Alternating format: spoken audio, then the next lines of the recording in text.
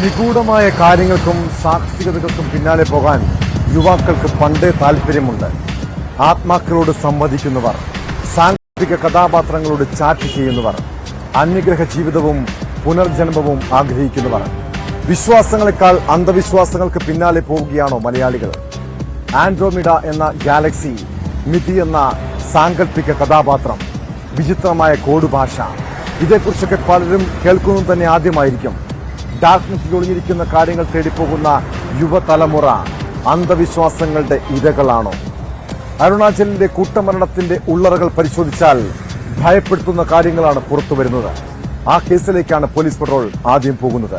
സ്വാഗതം.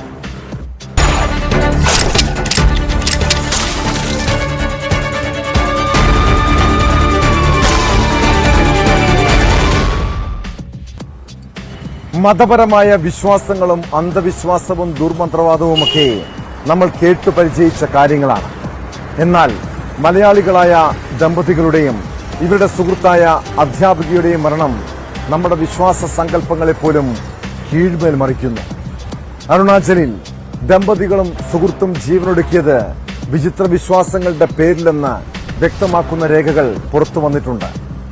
മരിച്ച ആര്യയുടെ ലാപ്ടോപ്പിൽ നിന്നും പോലീസിന് ലഭിച്ച രേഖകളിലാണ് ആൻഡ്രോമിഡ ഗാലക്സിയിൽ നിന്നുള്ള മിഥി എന്ന സാങ്കല്പിക കഥാപാത്രവുമായുള്ള സംഭാഷണം. ഡിനോസറുകൾക്ക് വംശനാശനം വന്നില്ലെന്നത് മുതൽ മനുഷ്യന്റെ ഭാവിയെക്കുറിച്ച് വരെയും സംഭാഷണത്തിൽ ചർച്ച ചെയ്യുന്നുണ്ട്.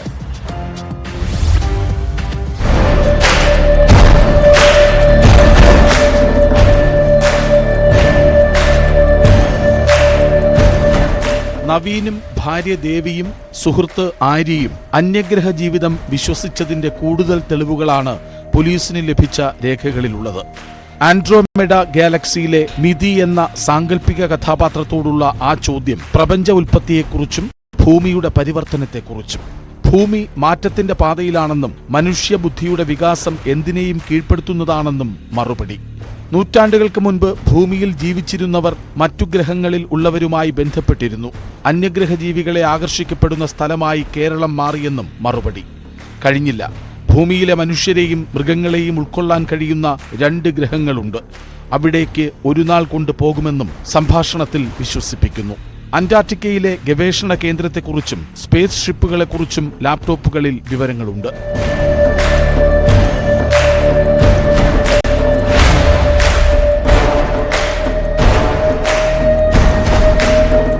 മറ്റു ഗ്രഹങ്ങളിലേക്ക് ആളുകളെ കൊണ്ടുപോകുന്ന സ്പേസ് ഷിപ്പുകളിൽ ഉൽക്കകളിൽ നിന്നുള്ള ആന്റി കാർബണാണ് ഇന്ധനമെന്നും സംഭാഷണത്തിൽ വിശദീകരിക്കുന്നു.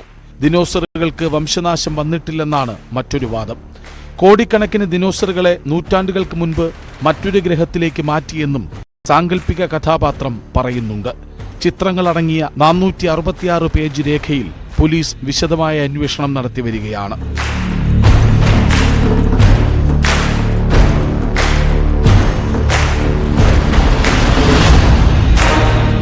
ന്യൂസ് 18 തിരുവനന്തപുരം. ആര്യയുമായി സംബന്ധിച്ച മിഥി മറ്റൊരാളാണോ, അതോ നവീൻ തന്നെ വ്യാജ ID ഉപയോഗിച്ച് ചാറ്റ് ചെയ്തതാണോ? അരുണാചൽ പ്രദേശിലെ മലയാളികളുടെ ദുരൂഹമരണം അന്വേഷിക്കുന്ന പോലീസ് സംഘം ആദ്യം ചുരുളഴിക്കേണ്ടത് ഇക്കാര്യത്തിലാണ്. നവീന്റെ ലാപ്ടോപ്പിൽ നിന്നും പോലീസിന് ലഭിച്ച വിവരങ്ങളിൽ കോഡ് ഭാഷ ഉപയോഗിച്ച് ബന്ധപ്പെടൽ നടത്തിയിട്ടുണ്ടെന്നും കണ്ടെത്തിയിട്ടുണ്ട്. ഈ കോഡ് ഭാഷയുടെ ഉറവിടം എവിടെയാണ്?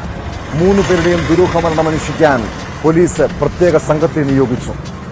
തിരുവനന്തപുരം DCPയുടെ നേതൃത്വത്തിൽ 6 അംഗ സംഘമാകും ഇനി മുതൽ കേസ് അന്വേഷണം നടത്തുക.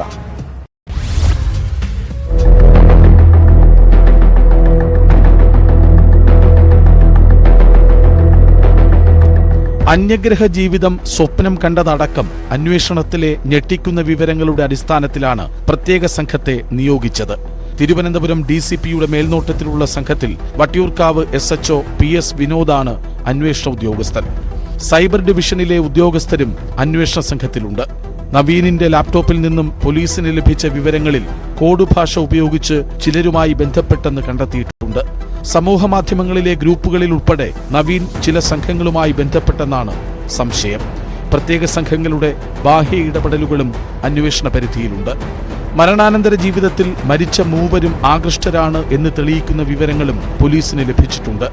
മരിക്കാനായി സിറോ താഴ്വരയിലെ ഹോട്ടൽ തന്നെ തെരഞ്ഞെടുത്തതും പോലീസ് സംശയിക്കുന്നു. സിറോയ്ക്ക് സമീപം ബ്ലാക്ക് മാജിക്കുമായി ബന്ധപ്പെട്ട ഘടകങ്ങളുണ്ടോയെന്ന് അന്വേഷണം നടത്തുകയാണ്. നവീനിന്റെയും ദേവിയുടെയും ആര്യയുടെയും മൊബൈൽ ഫോൺ അടക്കമുള്ള കാര്യങ്ങൾ നേരിട്ട് പരിശോധിക്കാനുള്ള സാധ്യതയും പോലീസ് തേടുന്നുണ്ട്. മരിക്കാൻ തെരഞ്ഞെടുത്ത ദിവസത്തെ കേന്ദ്രീകരിച്ചും പോലീസ് ദുരൂഹത സംശയിക്കുന്നുണ്ട്.